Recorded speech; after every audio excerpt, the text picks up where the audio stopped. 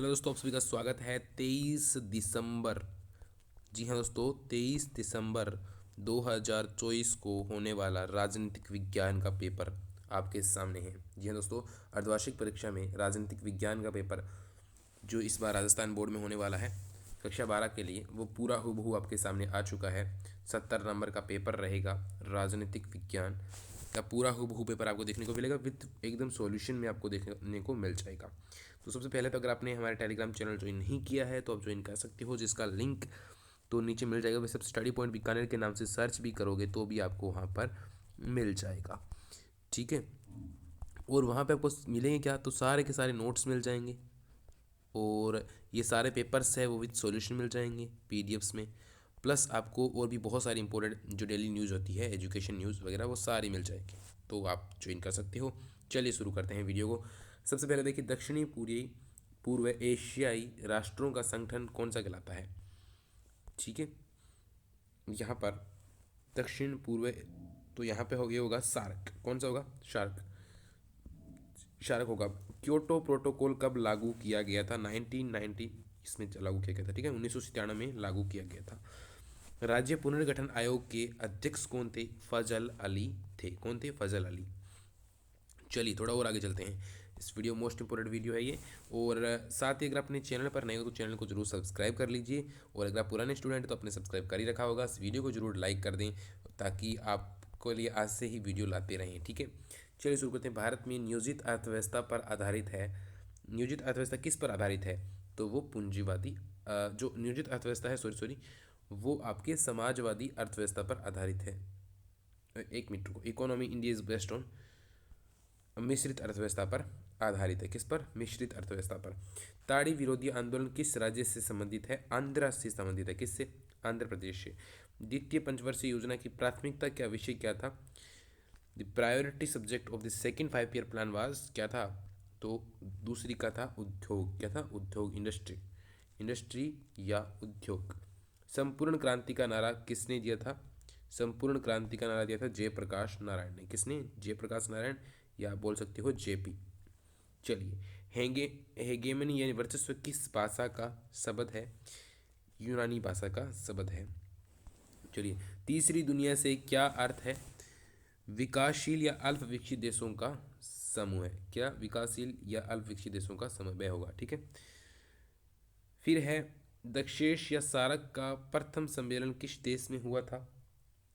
प्रथम सम्मेलन किस देश में हुआ था? सार्क का प्रथम सम्मेलन किस देश में हुआ था? उसमें 7 देश थे, और 7 देशों में सबसे जो पहला सम्मेलन था वो हुआ था बांग्लादेश की राजधानी ढाका में। कहाँ पर? बांग्लादेश की राजधानी थी ढाका, वहाँ पर हुआ था। तो चलिए आगे देखते हैं क्वेश्चन। तो कहाँ पर हुआ था? ये बांग्लादेश की राजधानी है ढाका, वहाँ पर हुआ था। अगला है, वैश्वीकरण क्या है? तो पूंजी का प्रवाह, बिल्कुल हाँ। वस्तुओं का प्रवाह, वो भी है। विचारों का प्रवाह, वो भी है। ये सब यानी क्या होगा आंसर? द, यानी डी आंसर होगा, ठीक है। डी इसका आंसर हो जाएगा। आगे देखते हैं, इंपोर्टेंट क्वेश्चन आगे भी आ रखे हैं। भारत ने के साथ 1971 में एक 20 वर्षीय सैन्य संधि पर हस्ताक्षर किए। किसके साथ किए? तो आप इसे यहाँ पर इंग्लिश में लिख सकते हैं यूएसएसआर, सॉरी इंग्लिश मीडियम वाले तो लिख सकते हैं यूएसएसआर, सीधा यूएसएसआर लिख सकते हो, कोई दिक्कत नहीं है। आप हिंदी वाले ध्यान रखना, मैं पूरा नाम यहाँ पे लिख रहा हूँ आपके लिए। यहाँ पे लिख रहा हूँ पूरा नाम क्या है? सोवियत संघ, या सोवियत संघ के या गणराज्य के साथ, ठीक है। 14-15 अगस्त 1947 को मध्य रात्रि के वक्त पंडित जवाहरलाल नेहरू द्वारा संविधान सभा में कौन सा भाषण दिया गया? तो आप लिखोगे ट्रिस्ट विथ डेस्टिनी, या आप लोग लिख सकते हो भाग्यवधु से। यहाँ पे मैं मिटा देता हूँ सारा, तो दोबारा आपको यहाँ पे दिखा देता हूँ एक बार थोड़ा। यहाँ पे आप लिख सकते हो भाग्यवधु से चीर प्रतिष्ठित भेंट, ये भाषण दिया था, ठीक है, हिंदी में। कोई नहीं, आप जो लिखना चाहो वो लिख सकते हो। ट्रस्ट विथ डेस्टिनी ज़्यादा अच्छा रहेगा। दक्षिणपंथी विचारधारा किस अर्थव्यवस्था को प्रेरित करती है? तो दक्षिणपंथी है जो, वो समाजवादी को प्रेरित करती है। किसको? समाजवादी को। जय जवान जय किसान का नारा किसने दिया था? लाल बहादुर शास्त्री ने दिया था। किसने? शास्त्री जी ने दिया था। युद्ध की आशंका को रोकने की सुरक्षा की नीति को कहा जाता है अपरोध। क्या कहते हैं? अपरोध, रोक व संतुलन का सिद्धांत। शोक थेरेपी अभिप्राय आघात पहुंचाकर या चोट पहुंचाकर उपचार करना, उपचार करना। थोड़ा और आगे चलते हैं। आगे देखिए आप लोग, सोवियत संघ के विघटन के समय राष्ट्रपति कौन थे? तो जब मिखाइल गोर्बाचेव, कौन थे? Mikhail Gorbachev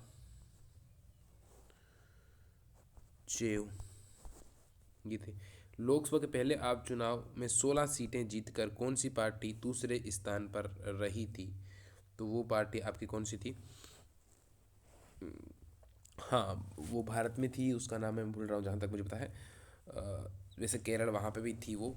communist party, sorry communist party, क्या नाम था उसका? Communist party. फिर है श्रीलंका के उग्र तमिल संगठन का नाम क्या था? लीटे। क्या नाम था? लीटे। नीर स्त्रीकरण का अर्थ बताइए। डिश आर्ममेंट, यानी शस्त्रों का प्रयोग कम से कम होना चाहिए, शस्त्रों पर रोक लगनी चाहिए, शस्त्र यानी हथियारों पर। 1972 में महाराष्ट्र में दलित युवाओं के किस संगठन का निर्माण किया गया? तो वो आप लोग याद रखना, वो संगठन का नाम था दलित पैंथर्स।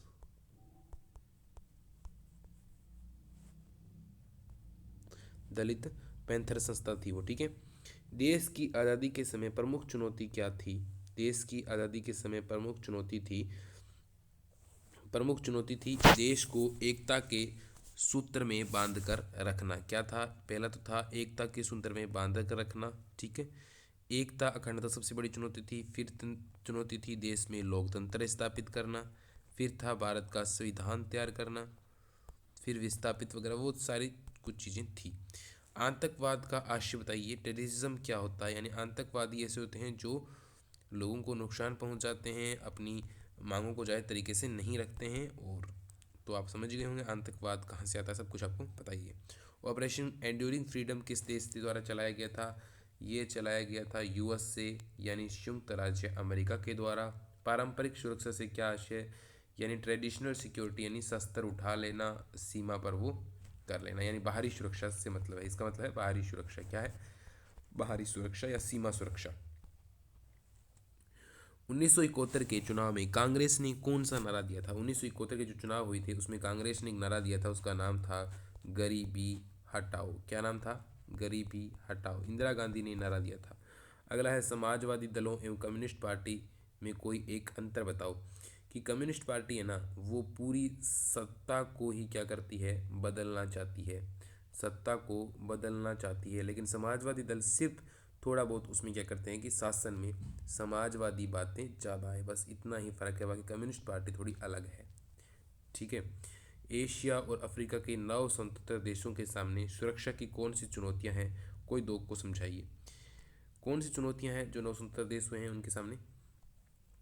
तो एक चुनौती तो है उनके सामने सुरक्षा की कि वो नाटो में जाए,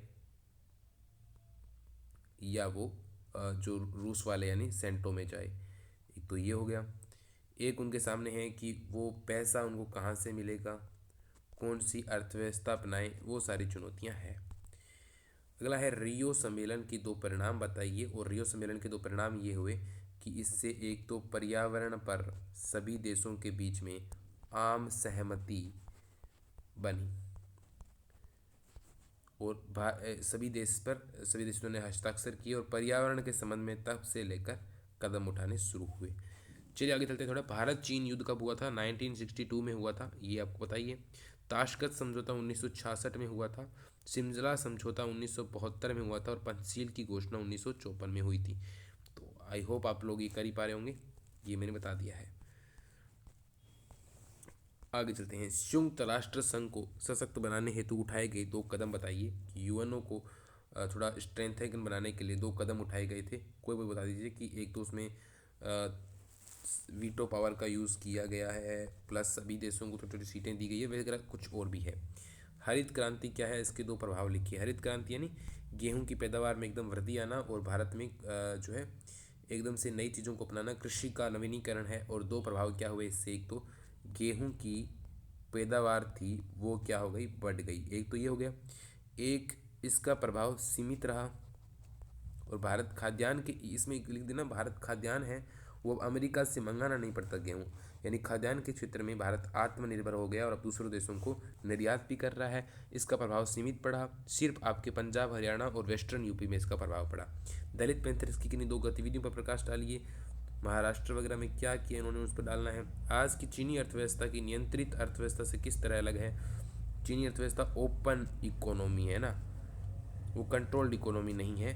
क्यों, क्योंकि उसमें सभी देशों जो है निवेश के लिए बाजार खुले थे, और वो आपको बताना है थोड़ा। आप पर्यावरण आंदोलन के स्वयंसेवक के रूप में किन कदमों को उठाना पसंद करेंगे, ठीक है। अगला है नेशनल फिश वर्कर्स फोर्स के विषय में आप क्या जानते हैं, यानी जो मछुआरे होते हैं उनकी एक फौज बनाई गई है, उनके जीवन यापन उनकी सुरक्षा के लिए वगैरह के लिए एक फोर्स बनाई गई है। शीत युद्ध क्या है, इसके मुख्य कारण, बहुत इजी क्वेश्चन है और आप कर भी लोगे, ऐसा क्वेश्चन 100% हर बार आता ही है। तो शीत युद्ध क्या होता है, जिसमें युद्ध होता नहीं है, बस बातें चलती रहती है, वो वाली चीज़ें हैं। इसके कुछ कारण बता सकते हो आप, दोनों महाशक्तियाँ उदय हुई वगैरह, वो आप बता सकते हो। चलिए थोड़ा और आगे चलते हैं। वैश्वीकरण से क्या अभिप्राय है, यानी घरेलू अर्थव्यवस्था का विश्व अर्थव्यवस्था के साथ एकीकरण। या ऊपर एक वैश्वीकरण का क्वेश्चन आया था कि वस्तुओं का प्रवाह, विचारों का प्रवाह और सेवाओं का आदान प्रदान, ये सब क्या होते हैं, वैश्वीकरण होते हैं। और इसके अच्छे और बुरे प्रभाव क्या होते हैं, तो अच्छे प्रभाव तो क्या होंगे कि संपूर्ण विश्व एक गांव जैसा बन गया है। उसमें क्या है कि सांस्कृतिक आदान प्रदान हो रहा है, हम लोग दूसरों की संस्कृति को पूरा कर पा रहे हैं। और बुरे प्रभाव में लिख दे सकते हैं कि अब भारत में जैसे कि गर्ल्स छोटे कपड़े पहन रही है और बॉयज़ जो है वो, मतलब भारत में एक तरीके से अर्धनंगापन बढ़ रहा है, यानी कपड़े वगैरह और ट्रेडिशनल हमारी संस्कृति है उस पर इफ़ेक्ट बहुत बुरे पड़ रहे हैं, लोग लिविंग वगैरह अपना रहे हैं, तो वो चीज़ें गलत है और वो गलत चीज़ें आप इसमें ऐड कर सकते हो। शीत युद्ध की समाप्ति के पश्चात भारत रूस संबंधों का विवरण कीजिए, यानी जब शीत युद्ध समाप्त हो चुका था उसके बाद में भारत और रूस युद्ध, रूस संबंधों, युद्धों नहीं है संबंध, उसके बाद में भारत रूस संबंध थोड़े चेंज हुए और भारत ने अमेरिका की तरफ रुझान बढ़ाया, क्योंकि रूस उस समय फिर एक ताकत बड़ी नहीं बन चुका था। फिर भी आज भी भारत और रूस के बीच में दोस्ताना रिश्ते हमेशा रहे हैं और शायद तक हमेशा रहेंगे। आजकल की सिचुएशन थोड़ी अलग है। मंडल कमीशन जो है वो, अथवा मंडल आयोग की नियुक्ति क्यों की गई और इसकी प्रमुख सिफारिशें बताइए। मंडल कमीशन है वो बीपी मंडल, विश्वनाथ प्रताप मंडल की सिफारिश पर, और इसकी मंडल आयोग की नियुक्ति जब जनता सरकार आई थी सबसे पहली बार, गैर कांग्रेसी सरकार जब 1979 में जब सबसे पहली बार आई थी, उस समय उन्होंने ये किया था, मंडल आयोग की नियुक्ति की थी। और इसकी सिफारिशें क्या थी कि 27% आरक्षण ओबीसी को दिया जाना चाहिए, ओबीसी को दिया जाना चाहिए और सेंटर में दिया भी गया है। भारतीय विदेश नीति की विशेषताओं को स्पष्ट कीजिए। विदेश नीति क्या में विदेशताएं आपके 51 जो है आपका आर्टिकल 51, तो उसमें दिए गए हैं कुछ 4-5 पॉइंट दिए गए हैं संविधान का अनुच्छेद 51 में, कि भारत शांति और को बढ़ावा देगा, युद्ध को टालेगा और भारत जो है पहले किसी भी आक्रमण नहीं करेगा इस तरीके से, और शांति इस तरीके से आपसी सुलह से सुलझाएगा। इस तरीके से 4 पॉइंट दे रखे हैं, वो आपको लिखने हैं। फिर है सोवियत संघ के विघटन के कारण और परिणामों पर चर्चा कीजिए। कारण क्या रहे और परिणाम क्या रहे। कारण तो ये रहे कि देशों में राष्ट्रवादी भावनाएं आने लग गई और गरीबी आने लग गई, प्लस परिणाम क्या रहे, परिणाम वो रहे कि फिर बाद में अमेरिका एक शक्ति बन चुका था, अमेरिका ही विश्व में सब कुछ हो चुका था, नए देश आए थे उनके, वो सब देख सकते हो। संयुक्त राष्ट्र संघ के अंगों का उल्लेख करते हुए संयुक्त राष्ट्र संघ में भारतीय योगदान को विस्तार पूर्वक लिखिए। स्वतंत्रता के पश्चात सम्मुख कई चुनौतियां थी, कथन की व्याख्या कीजिए। 3 चुनौतियां मुख्य थी, आपको मैं पॉइंट में से बता रहा हूँ 3 चुनौतियां। सबसे पहले थी एकता, फिर था लोकतंत्र और फिर था विकास, तेज गति से संरचनात्मक विकास, डेवलपमेंट। फिर था इंदिरा बनाम सिंडिकेट के मुद्दे का विश्लेषण किसी इस मुद्दे ने इंदिरा गांधी के समक्ष किस प्रकार चुनौतियां खड़ी कर दी। सिंडिकेट वैसे तो कहते हैं कांग्रेस के मुख्य जो बड़े नेता थे उनके समूह कहते हैं, लेकिन जो नेता विशेषकर दक्षिण एरिया से, दक्षिण भारत से, ये अब हमारा भारत है मान लीजिए, इस क्वेश्चन को मैं थोड़ा डिटेल में आपको समझा देता हूँ। ये थोड़ा क्वेश्चन है तो इसको थोड़ा डिटेल में वापस समझते हैं, ठीक है। जैसे ये है आपके, ये भारत है और ये आपके दक्षिणी एरिया भारत का, ये थोड़ा सॉरी थोड़ा ज़्यादा ज़्यादा ये आपके थोड़ा इस तरीके से मान लीजिए ये भारत है और